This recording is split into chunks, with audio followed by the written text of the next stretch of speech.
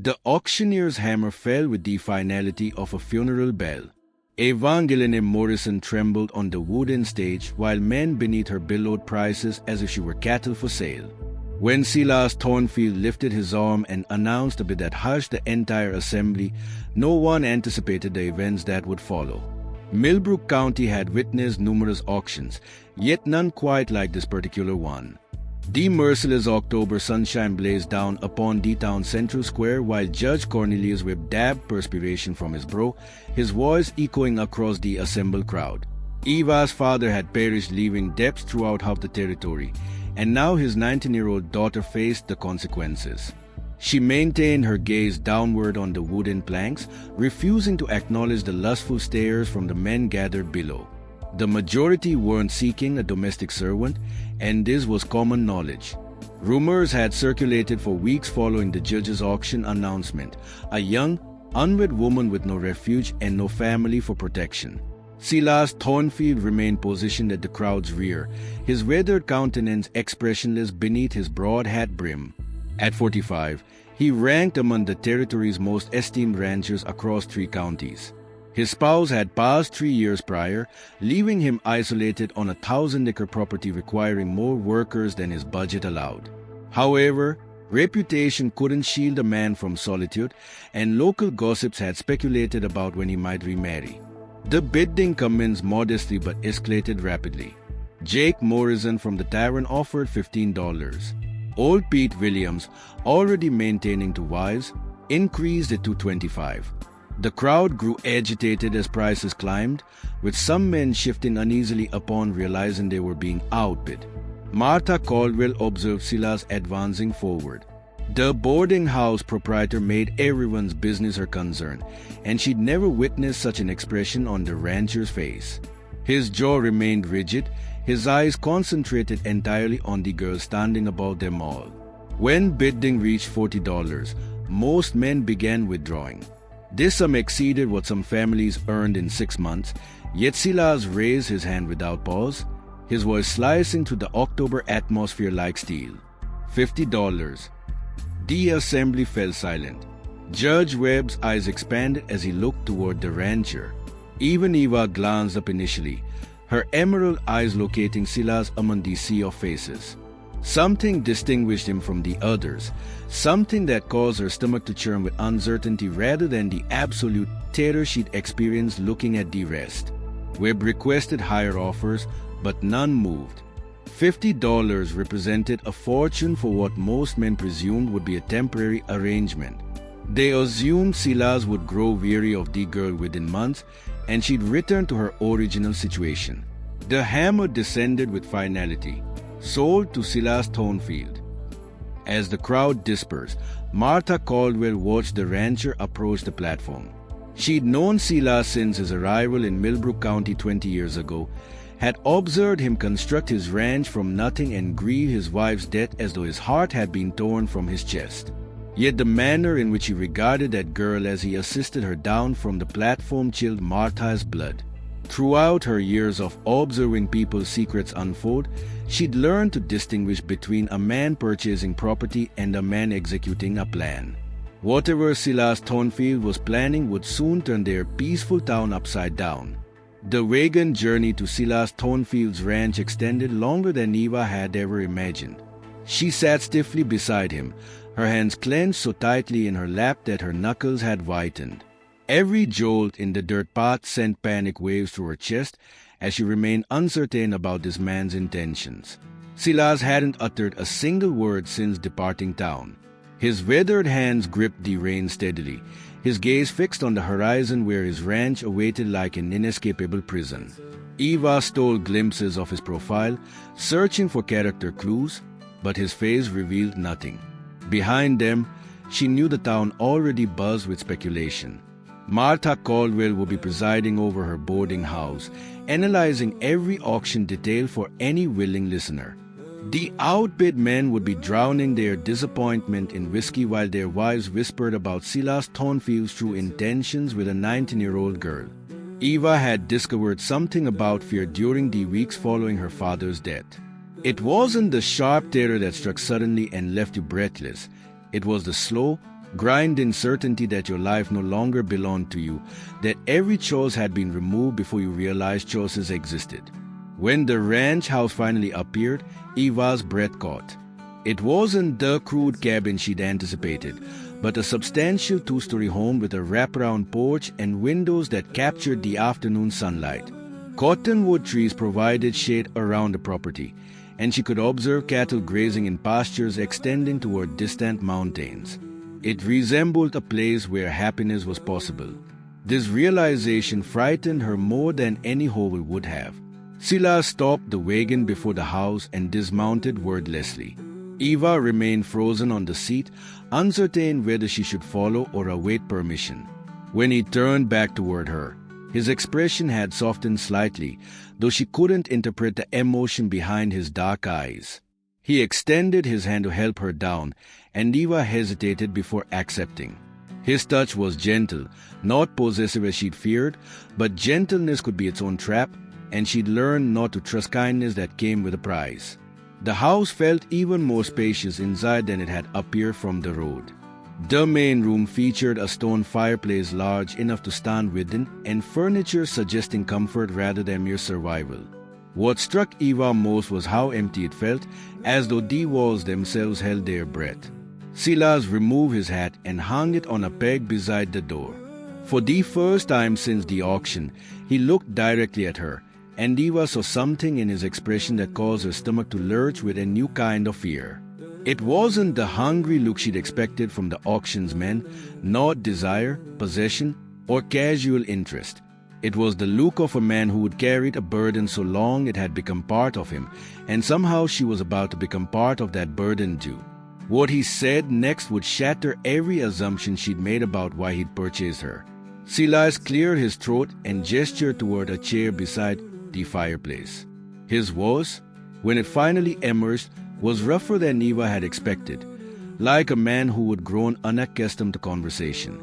You'll occupy the upstairs room at the hall's end. It has an interior lock. Eva blinked, certain she'd misheard. An interior lock made no sense for what she'd assumed he'd bought her for. She remained standing, her body rigid with confusion and suspicion. "I don't understand," she whispered. Silas moved to the mantelpiece where a faded photograph of a kind-eyed woman watched over the room. He touched the frame gently, and Eva saw his shoulders sag with grief that seemed embedded in his bones. "My wife Sarah died 3 years ago.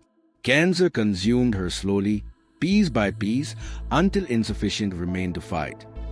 His voice cracked slightly. "Before she passed, she made me promise something I thought impossible to keep." Eva's heart pounded against her ribs as she awaited his continuation. Outside, the wind intensified, causing the cottonwood trees to whisper against the windows like shared secrets. "Sarah always desired a daughter. We tried for years, but the Lord had different plans. When she was dying, she begged me to find some girl who needed a home, needed a family. She said she couldn't rest peacefully knowing young women existed with nowhere to go and no one to protect them." The word struck Eva like a physical blow. She stumbled backward until her legs hit the chair, and she collapsed into it without thinking. This wasn't what she prepared herself for: terror, violation, degradation. She'd steeled herself for all of it, but kindness, protection, it felt like a cruel joke. "I don't believe you," she said, her voice barely audible. Silas turned from the photograph, and Eva saw pain etched in every line of his weathered face. "I understand how it appears, a man my age purchasing a girl young enough to be his daughter. The entire town's probably creating stories about what occurs here. Then why?" The question burst from her lips before she could stop it. "Why buy me like that? Why not simply help somehow?" "Because Judge Webb wouldn't have released you any other way. He has his own debts, and auctioning you off was the quickest method to settle your father's estate. If I hadn't bid, you'd be in a far worse situation now." Eva wanted to believe him. Every instinct in her body craved the safety he offered, but she'd learned that men's words were worthless and their promises even more so. Her father had promised to provide for her right until the day he'd gambled away everything they owned. "What do you want in return?" she asked, her voice gaining strength. "Nobody does something for nothing." Silas was quiet for an extended moment, his gaze returning to his wife's photograph. When he spoke again, his words carried the weight of a man who had been wrestling with impossible choices. "I want to honor my wife's dying wish and perhaps find some peace in doing right by someone who needs it." Through the windows, they heard the sound of approaching horses, multiple riders speeding toward the house, even as he spoke those words. When Eva realized what it meant, her blood turned to ice. Whatever sanctuary Silas was offering was about to be put to the test because someone was coming after her. The riders thundered into the yard like a breaking storm. Eva saw 6 mounted men led by Deputy Marshal Boone through the front window. Behind him rode some of the Sam men from the auction, their faces twisted with alcohol and something uglier than disappointment. Silas moved to the rifle rack beside the door, his movements calm but deliberate. He whispered to Eva, "Stay away from the windows, and whatever happens, don't let them see you are afraid." Deputy Boone dismounted and approached the porch, his spurs jangling against the wooden steps. Eva had seen him around town before, a man who wore his badge like it granted him permission to take whatever he wanted. Jake Morrison from the saloon was looking over the house with bloodshot eyes as he spat tobacco juice into the dirt behind him. Boone yelled, "Thornfield, we need to talk about that girl you purchased today." Silas opened the front door but didn't invite them in. In order to keep herself out of sight but still close enough to hear, Eva pressed herself against the fireplace wall. Her heart felt as though it might break apart. "Deputy, what about her?" "Well, seems there's been some concerns raised about the legality of that auction. It's possible that Judge Webb exceeded his authority." Boone's voice carried a smugness that made Eva's skin crawl. "We are here to transport the girl to the city for proper treatment." Eva's throat was holding her breath. That was untrue, she was aware. They didn't intend for any courthouse to be used for any processing. Silas replied calmly, "The auction was recorded and legal. The girl's debt was fairly paid off." "Maybe so," Jake Morrison called out from behind Boone, "but a man your age keeping a young girl like that doesn't look right to decent folks. It's possible that we need to check on her welfare and ensure that she is being treated appropriately." He spoke with an unmistakable threat. After closing her eyes, Eva once more felt the trap close around her. She had believed that Silas might be different, but how could one man compete with 6? And why would he even try? Silas said in a more icy voice, "You boys can ride back to town now. The girl stays here." Boone laughed with the sound of glass breaking. "I don't think you understand the situation, Thornfield. We are not requesting authorization." When that happened, the distinctive sound of a rifle being cocked was heard by Eva. Through the window, she saw Silas step fully onto the porch, his weapon held ready but not yet aimed. Silas responded, "And I don't think you understand mine. This is my property, and the girl is under my protection. If you want to take her, you'll need a warrant signed by a federal judge, not some fictitious justification about welfare checks." The yard's tension was strong enough to cut. Eva realized she was holding her breath, caught between terror and something that might have been hope. No one had ever stood up for her before, not her father, not the law, not anyone. Deputy Boone's hand moved toward his gun, and Eva knew that whatever choice she made, someone was about to pay a price that couldn't be undone. Eva stepped into the doorway before she could stop herself. The sight of her brought an immediate hush to the yard, 6 pairs of eyes turning toward her like wolves spotting prey. However, she spoke with a steadiness that surprised even herself rather than the fear they expected to see. "I'm staying here willingly, mister. I have been treated with nothing but respect by Thornfield." Deputy Boone's face darkened. "You don't know what's best for you, girl." A man with the appetite of Thornfield, Deputy Boone. Silas' voice cut through the air like a blade. "You are on my land and posing a threat to my family. I suggest you carefully consider your subsequent statements." "Family?" The word hit Eva like a physical blow, but not an unpleasant one. When was the last time anyone contacted her family? Again, Jake Morrison spit, this time with his hand on his gun. This is absurd, Thornfield. You can't just buy yourself a wife and expect. Silas' calm but firm response was, she is not my wife. She is legal and proper under my protection as my ward, witnessed by the entire town. Even as he spoke, Eva could see the calculation in Boone's eyes. 6 armed men against 1, Silas Thornfield included. The deputy was weighing his chances, and Eva realized with growing horror that he liked his odds. At that point, the main road's sound of additional horses reached them. When Eva realized that more of Boone's men were on their way, her heart dropped, but Silas straightened his posture, which could have been a sign of relief. With 2 of his deputies, Sheriff Marcus Wade rode into the yard, his weathered face taking in the scene with the keen eyes of someone who had seen trouble brewing far away. Wade was both respected and dangerous because he was one of the few lawmen in the territory who could not be bought. Deputy Boone, Wade said, his voice carrying the authority that came from 30 years of keeping the peace. Might I ask what brings you to Mr. Thornfield's ranch with an armed posse? Boone's swagger began to falter a little. Sheriff Wade, we were just checking on the girl's welfare to make sure everything is legal and in line with the law. Eva caught Wade's attention as he turned his gaze toward her, and his expression told her he knew exactly what kind of welfare check this was meant to be. Miss, are you compelled to be here? No, sir, Eva replied, her voice gaining strength. Mister, I have a place to call home thanks to Thornfield, and they didn't ask for anything in return. After giving a sluggish nod, the sheriff returned to Boone. Then I believe your business here is concluded, deputy, unless you have a warrant I haven't seen. Now look at this, Wade. No, you see here. Wade's voice carried the weight of absolute authority. You are harassing a citizen on his own property without cause. I suggest you and your men head back to town before I decide to investigate what's really going on. The threat was unmistakable. Boone's face flushed red, but he knew better than to challenge Sheriff Wade directly. After a long moment, he remounted his horse, his eyes burning with a hatred that promised this wasn't over.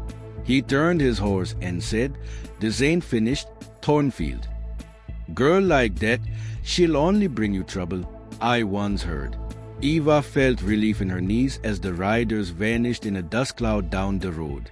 But Sheriff Wade dismounted and approached the porch, his expression grave. Mister, I'm afraid Deputy Boone might be right about one thing. Thornfield, Miss Morrison, he said, tipping his hat. You won't be prepared for how much trouble the situation will cause you. Eva realized that their issues had only just begun with those words. What Sheriff Wade revealed next would change everything they thought they knew about Eva's past. What the sheriff had discovered about Eva's father would turn their quiet sanctuary into the most dangerous place in the territory.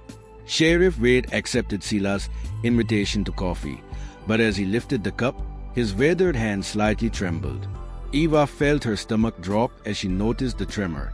Whatever news he carried was bad enough to shake a man who would face down outlaws and Indian raids without flinching. Wade asked with care, Miss Morrison, what do you know about your father's business dealings in the months before he died? Wade began. Eva frowned as she considered her memory. He said he was investing in cattle, that we would soon become wealthy, and that he had discovered a way to make up for everything we had lost. The words felt hollow now, like echoes of a dream she'd been fool enough to believe. Wade and Silas exchanged a look that made Eva's blood run cold. Sheriff, Silas said quietly, just tell us.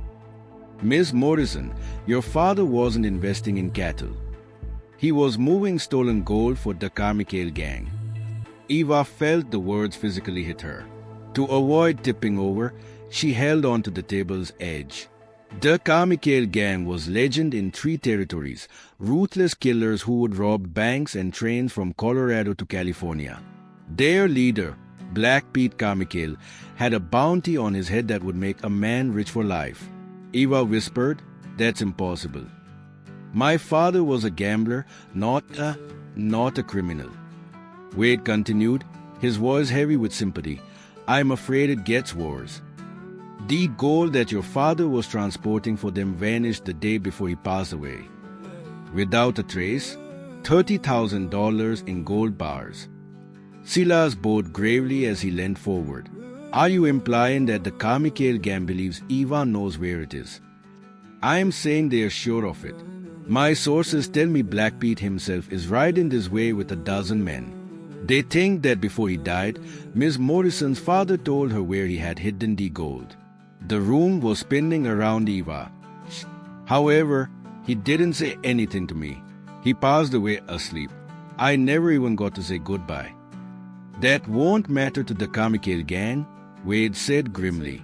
They've killed entire families for less than $30,000. And now that word spread about the auction, they know exactly where to find you. The sheriff turned to Silas, his expression deadly serious. Thornfield, you must comprehend what you have entailed. These aren't small-time rustlers or drunken cowboys. Black Pete Carmichael once set a whole town on fire because the sheriff there didn't look at him right. Silas quietly concluded, they'll tear this place apart board by board if they think Eva has their gold. Eva abruptly got up, scuffing her chair against the wooden floor. After that, I'll go. After what you've done for me, I won't bring this on you. Silas insisted. Sit down.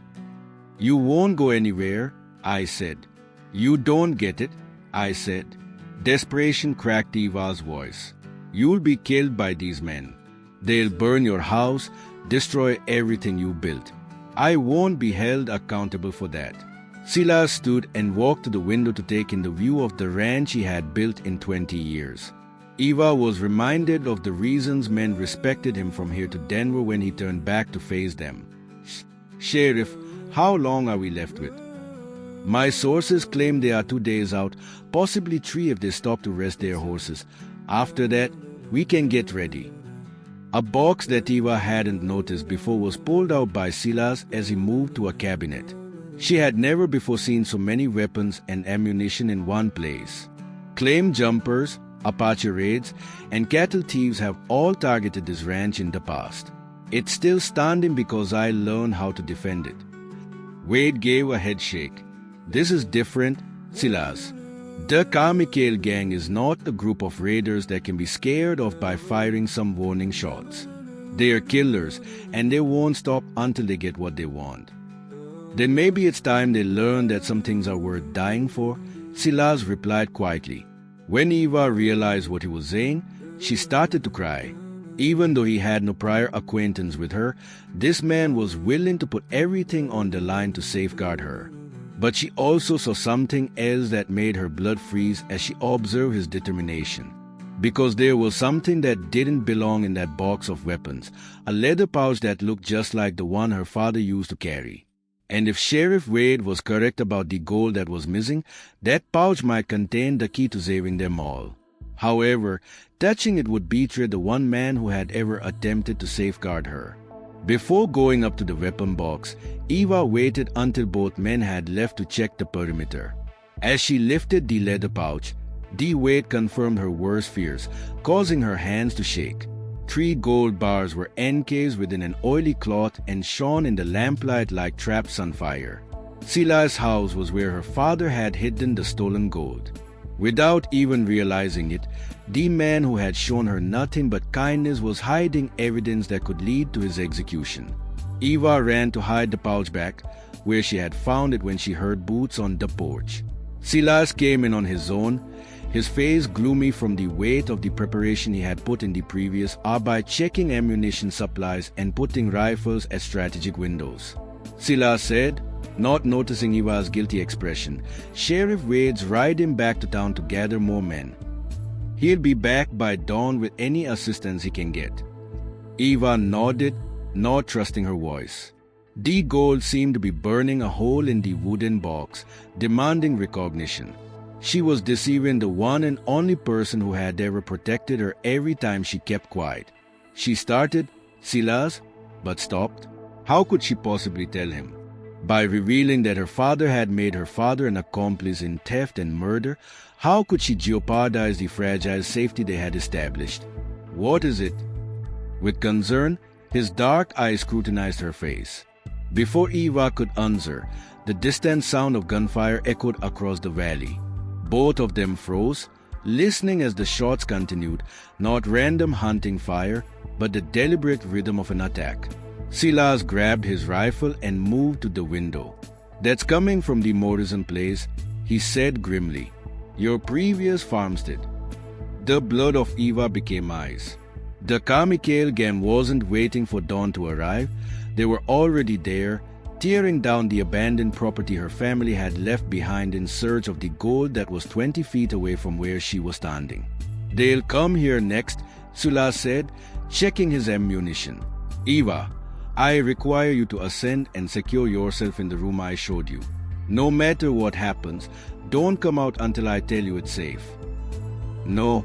Eva had hoped for a weaker word, but it came out stronger. "I won't hide while you fight my battles." "This isn't about fighting your battles. Keeping you alive long enough to fight worthwhile battles is the goal here." More gunfire broke out, this time coming closer. Eva could see orange flames licking at the horizon where her childhood home was burning through the window. The Carmichael gang was destroying everything in their path, and they were moving systematically toward the Thornfield Ranch. That's when Eva made a decision that would either save them both or destroy them completely. She moved over to the weapon box and pulled the leather pouch out, her hands now held steady with a desperate resolve. "Silas, you need to know something about why they're really here." When he saw what she was holding, he turned away from the window. The terrible secret that had been kept inside his own house was revealed when the gold bars caught the light from the lamp.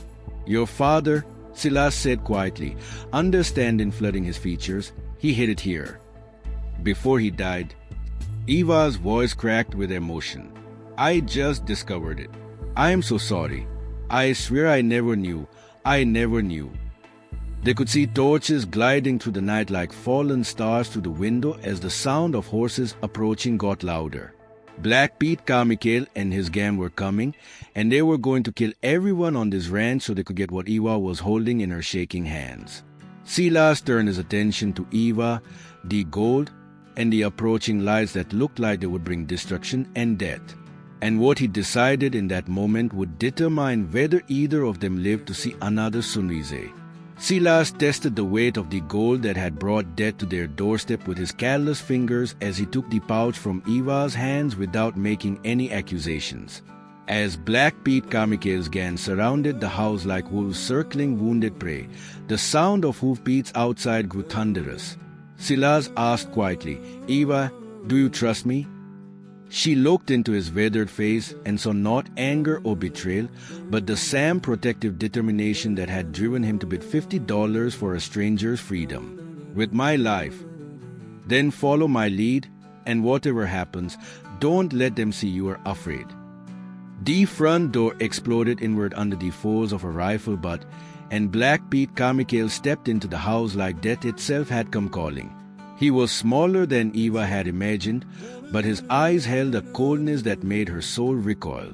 Behind him came 6 of the most dangerous men she'd ever seen, their guns drawn and ready. Well, Silas Thornfield," Black Pete said in a low, deadly voice. "I heard you bought a pretty little thing for yourself today at the auction." "Carmichael." Silas kept his rifle lowered but ready. "You are not permitted to enter my land." "Welcome's got nothing to do with it.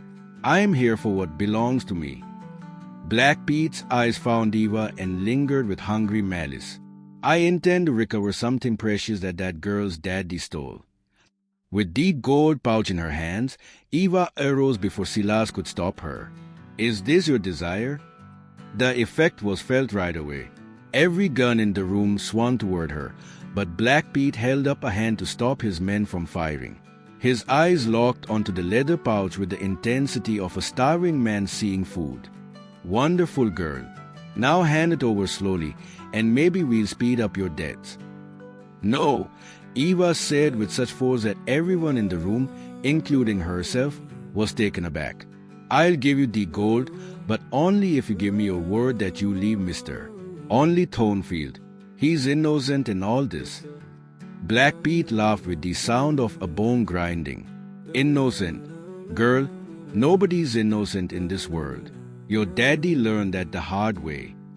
That's when Silas spoke, his voice carrying the authority of a man who would face death before and found it wanting. Carmichael, you got what you came for. Take it and go. See, that's where you are wrong, Thornfield. I didn't just come for the gold.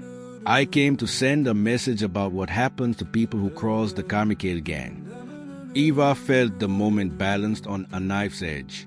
These men hadn't just come to retrieve stolen property. They'd come to make an example that would be whispered about in saloons from here to California. And suddenly she understood that her father's theft had doomed everyone she cared about. But before Black Pete could give the order to fire, Sheriff Wade's voice cut through the tension like salvation itself. Black Pete Carmichael, you are surrounded. Come out with your hands up. Through the windows, Eva could see torches surrounding the house. Wade had returned with what looked like half the territory's lawmen, and the tables had suddenly turned. Black Pete's face twisted with rage as he realized he'd walked into a trap, but cornered animals were the most dangerous, and Eva saw his finger tighten on his gun's trigger. That's when Silas made his move. The explosion of gunfire shattered the night, and when the smoke cleared, Black Pete Carmichael lay dead on the floor of the house that had become Eva's sanctuary. His gang surrendered without their leader, and the gold that had cost so many lives was finally returned to its rightful owners. 3 months later, Eva Morrison became Eva Thornfield in a ceremony that brought the whole county to celebrate. As she stood beside the man who had bought her freedom and given her a family, she realized that sometimes the worst moments in life were just the beginning of the best ones. The ranch that had been built on hard work and defended with courage became a home built on love and protected by the unbreakable bond between two people who would found each other in the darkest of circumstances. And in the town of Millbrook County, they still tell the story of the farmer who bought a girl at auction and gave her something more valuable than gold, a chance to choose her own destiny.